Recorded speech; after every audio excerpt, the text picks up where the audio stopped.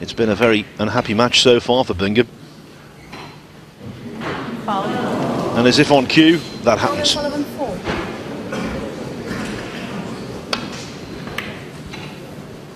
Caught the Reds far, far too thin. That was the outcome.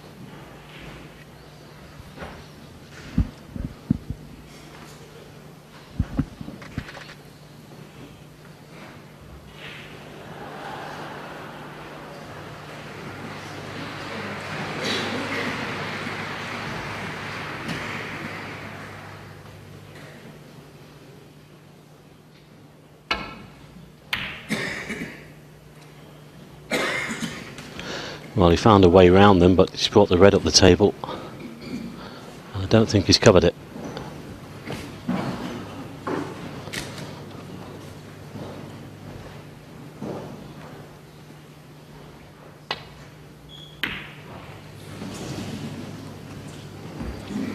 Well, that was a chance, but it didn't really threaten the pocket.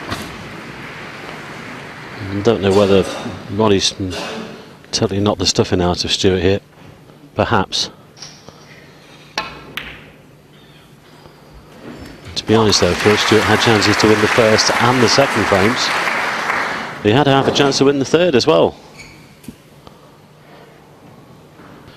Well, 76% pot success rate just does not cut the mustard in pro snooker against Ronnie O'Sullivan. 6. You are on a hiding to nothing with that kind of percentage. 7.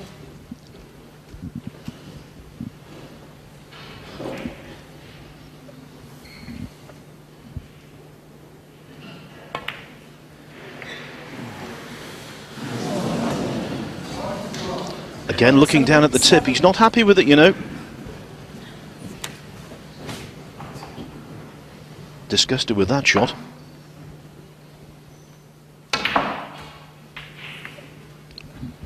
One.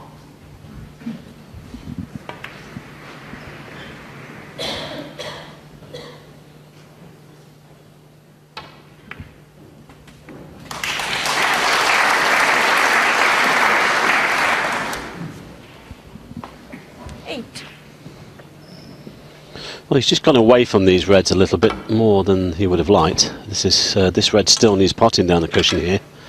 If he gets it, he's bound to be on the black, of course, but he'll leave everything on as well if he doesn't. That was a mile away. It just seemed a little bit of an edgy one, that.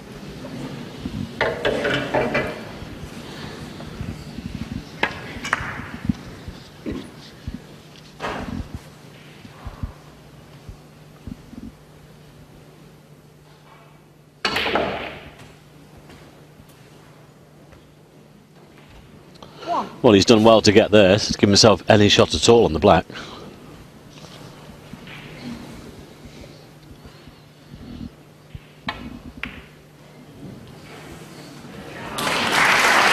Just looking at Bingham's run through the tournament, he beat Fraser Patrick 4-1 in the first round.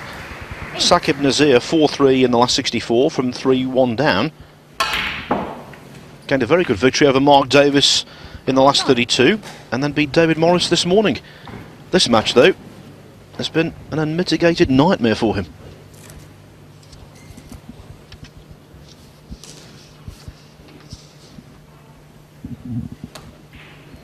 That was a great shot there from Ronnie, left-handed, just coming back, getting the pink into play. And Stuart sitting there wondering whether he's played his last shot in this tournament. Could well be. A much closer match going on table 3. Michael White and Ali Carter are now all level at 2 frames each.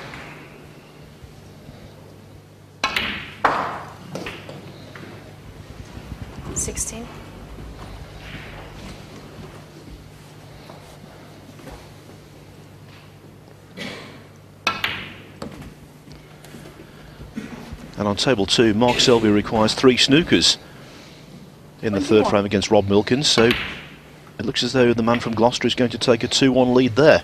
22.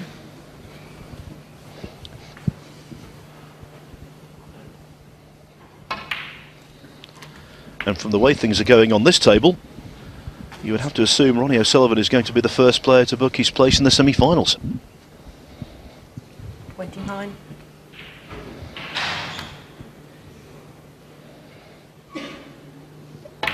Not an ideal angle on this red. Nice played that well though, with the cue ball between those two reds there. Play a little cannon on the red above the black. Well, that's not clever. If that red doesn't go, 37. I think he's okay with the bottom one. Well played. Well, it's not looking good for Stuart Bingham now. It's got to be said, I mean, there'll be a massive disappointment for Stuart because he would have been up for this game against Ronnie, but he has had his chances, but he just hasn't taken them. But it looks like, as Phil says, that it's going to be Ronnie O'Sullivan, first man into the semi-finals.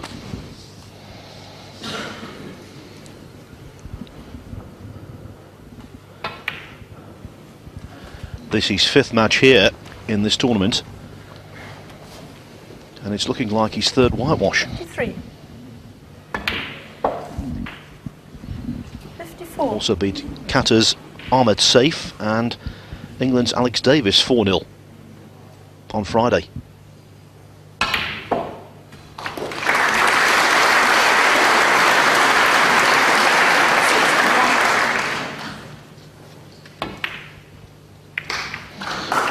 Well, look at that. It's all over now for Stuart Bingham.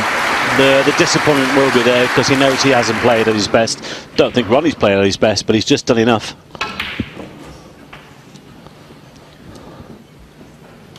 He's been much the stronger in this quarter-final clash. 70.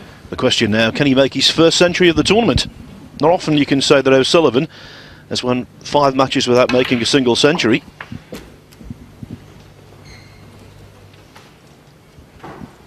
$77.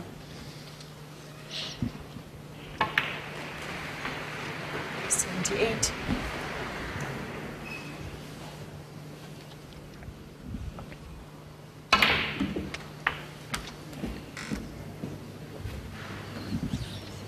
And he's a double though to do so.